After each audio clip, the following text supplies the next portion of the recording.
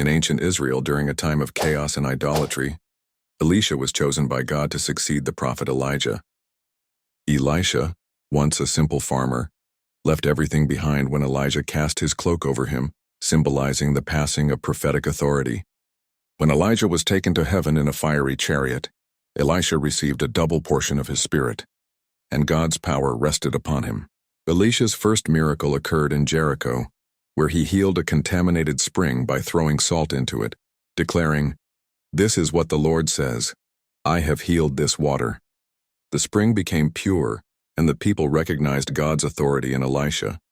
As Elisha traveled to Bethel, a group of boys mocked him, shouting, "Go up, you bald head!" Elisha called down a curse, and 2 bears mauled 42 of them, a severe act that warned against mocking God's messenger. Elisha's ministry was marked by miracles that revealed God's care for the poor and powerless. A widow facing the loss of her sons to creditors sought Elisha's help. He instructed her to borrow empty jars and pour her small amount of oil into them. Miraculously, the oil kept flowing until every jar was filled, allowing her to pay her debts and live on the remainder. In Shunem, a wealthy woman welcomed Elisha. Grateful, he promised she would bear a son, despite her doubts. The child was born, but years later he died suddenly. The mother sought Elisha, who prayed and stretched himself over the boy.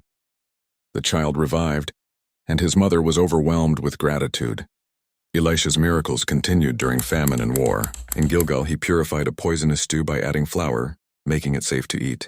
Later, he fed 100 men with 20 small loaves of barley bread and a few heads of grain. All ate, and there were leftovers, demonstrating God's provision. One of Elisha's greatest miracles involved Naaman, a Syrian commander with leprosy. Elisha instructed him to wash in the Jordan River 7 times. Though initially offended, Naaman obeyed and was healed. He offered Elisha gifts, but the prophet refused. However, Elisha's servant Gehazi lied to Naaman to obtain silver and clothing. When confronted, Gehazi was struck with leprosy, a warning against greed and deceit. Elisha's miracles were not always grand. When a borrowed axe head fell into the Jordan, Elisha threw a stick into the water and the iron floated, showing that even small concerns mattered to God. During war, the king of Aram sought to capture Elisha, who had been revealing his plans to Israel.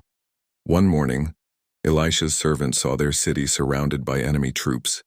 Elisha prayed, "Lord, open his eyes," and the servant saw hills filled with fiery chariots, God's heavenly army. Elisha then prayed, and the enemy soldiers were struck with blindness. He led them to Samaria, restored their sight, and instructed the king to feed and release them. This act of mercy halted the raids for a time and astonished Israel's enemies. Later, Samaria suffered a siege and famine. Elisha prophesied that food would be abundant by the next day. An officer scoffed, doubting it was possible. That night, God caused the Aramean army to hear the sound of a mighty force, so they fled, leaving everything behind. 4 lepers discovered the abandoned camp and told the starving city. The people rushed out and food became plentiful, fulfilling Elisha's prophecy. The doubting officer was trampled in the crowd and died, witnessing the miracle but not sharing in it. Even after his death, Elisha's influence remained. During a burial, a man's body was thrown into Elisha's tomb. Upon touching Elisha's bones, the man came back to life, a final sign of God's enduring power through his prophet. Elisha's life was a testament to faith, obedience, and divine wonder. His miracles brought hope, healing, and justice, revealing the presence of the living God among his people.